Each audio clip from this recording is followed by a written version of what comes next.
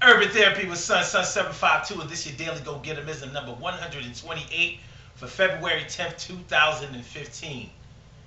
Today, I must say, rest in peace to my dad who passed away on this day, February 10th, 2010.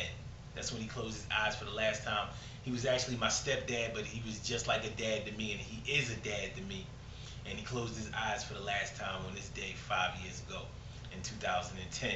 And I just want to say, rest in peace, my dad, and I'll see you when I get there.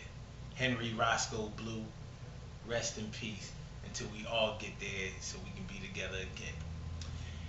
Black History Month, and our daily Go-Getimism spotlight person or group for today is Public Enemy, the hip hop rap group Public Enemy. Public Enemy was such a significant force in the late 80s because they were the first hip hop group to bring that black consciousness, that black power, that black pride to the forefront in the American mainstream. And it was like they came out of nowhere. You know, when they first came out with their hit that I knew of first, which was Public Enemy #1, I thought it was just a regular song. Thought they were talking about, you know, their position on the streets as being Public Enemy #1. But when you read hip hop magazines like Word Up or Right On, which were very popular back in the day, you found out that they were talking about being Public Enemy #1 as far as being a young black male, and how there's a target on our backs, and we're the target of society, always doomed to fail, set up to fail, and they brought that to the forefront. So when you would go to a Public Enemy concert and they would tell you to put a black fist in the air, you know, they was rocking those shows. They was killing it, and it wasn't because they was dancing around and having fun that way. They was teaching you about your ancestry.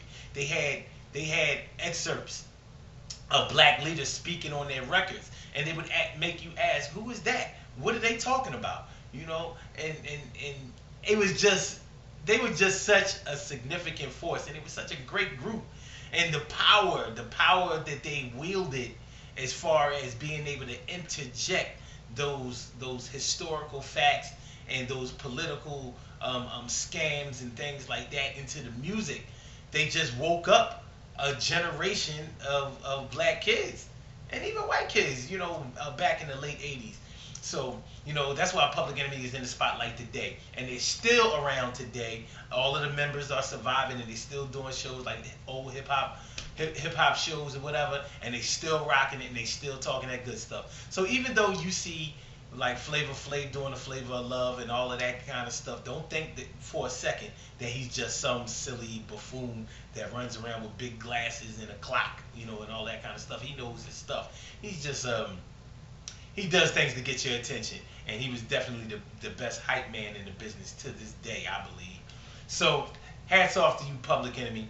I mean, y'all meant so much to me when I was 16, 17 years old, and, you know, getting older, going into my 20s, and y'all were my favorite group, and y'all still are, and always will be my favorite hip hop group because of what you did for young black youth. Young black youth. Y'all know what I mean. For the black youth coming out of the late 80s and early 90s, and I love y'all for that. So Public Enemy, rock on. Feel the noise! All right. Now, today, for your daily Go-Getimism, I want to talk about the things that make your stomach turn. What are some of the things that make your stomach turn? Turns your stomach. Could it be a roller coaster? Could it be a long ride that gives you the queasy feelings when you are taking a long drive more than 3 or 4 hours or whatever? Some people get that, and it's normally because they're not getting enough air. So if you drop the windows a little bit and let the air circulate, they may start to feel better. But some other things make people queasy at the stomach. I've heard people say that mental things make them, or emotional things make their stomach turn. Like the thought of their boyfriend or their girlfriend being with another person, kissing on them, hugging on them, having sex with them, you know, doing all kinds of things that they are used to them doing with themselves.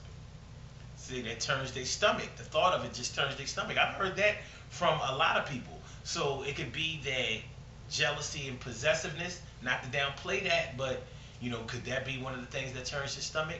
What about the smell of rotten flesh, or like fish, or rotten food that has gone bad. A lot of people say that that turns their stomach. That's understandable. The thing we have to understand about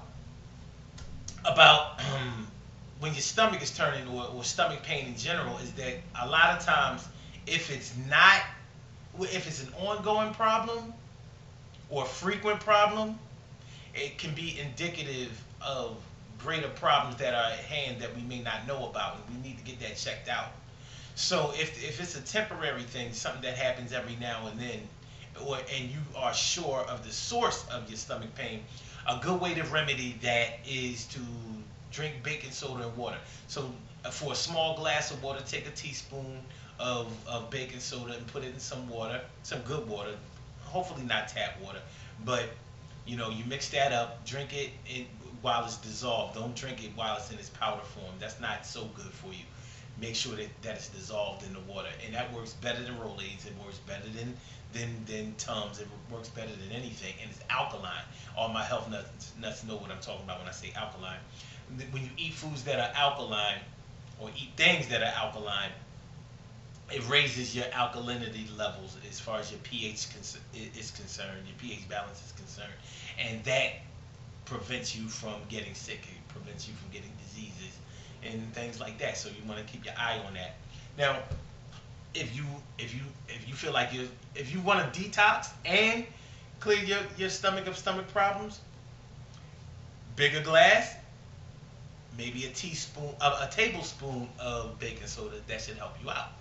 So that's how it's going down, and it really is as simple as that. Believe me, it works. It works. I don't care what anybody has told you. And it don't taste that bad. It don't taste that good, but it don't taste that bad. Trust me, it tastes a lot better than that stomach pain that you be having. You know what I mean? So you want to make sure that you don't have any other underlying stomach issues going on, like maybe gallstones or irritable bowel syndrome or something like that, or an appendicitis. It could be a lot of things that go on near the stomach that makes it seem like it is the stomach. And you know that stomach pain ain't no joke. You feel it in your legs, you feel it in your arms, all the way up to your head. Ain't nothing like the center of your body being all. So other things that make your stomach turn, being on a boat for the first time. A lot of people throw up on boats. It just does their stomach in. I go boating often enough, but I've never been hit with that. I'm lucky. If you're not so lucky, keep the baking soda on hand. Probably be all right. Seeing somebody, I don't even want to go into violent things that may make your stomach turn or make you queasy and all of that. But like I said, the smell of rotting flesh or decomposing flesh is not a smell that you will ever forget if you ever smell it. It is what it is. If you've ever seen someone murdered, even if it's an animal, a lot of people get queasy or have to regurgitate when they see something like that. I can't blame them. I mean, unfortunately, I've had the displeasure of seeing a few murders, but it didn't turn my stomach because I was too shocked. But it is what it is. So that's how it's going down. That's your daily Gogetemism for today. Remember, good things happen to those who wait. Great things happen to those who grind, and anything can happen to those who go for theirs. So go hard, go for yours, and if you're having stomach pain and you think that you know the source of it, take that baking soda and water and rock out. And if it's a greater problem that you think, go see your doctor. Don't wait. Don't. If you can wait, then maybe the stomach pain ain't all that bad. But more than likely, you need to get rid of that. Handle your business. www.urbantherapywithson.com. Make sure you go visit our website, register, check out all these videos on there. You know what I'm saying? We doing it.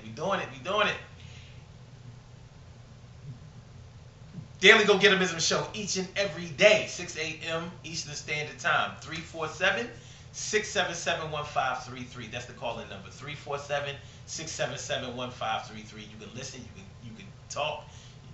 Hey, get at us. We're doing this thing every single day. And don't forget about the show tomorrow, the Urban Therapy with Sun show, every Wednesday from 8:30 p.m. till 10:30.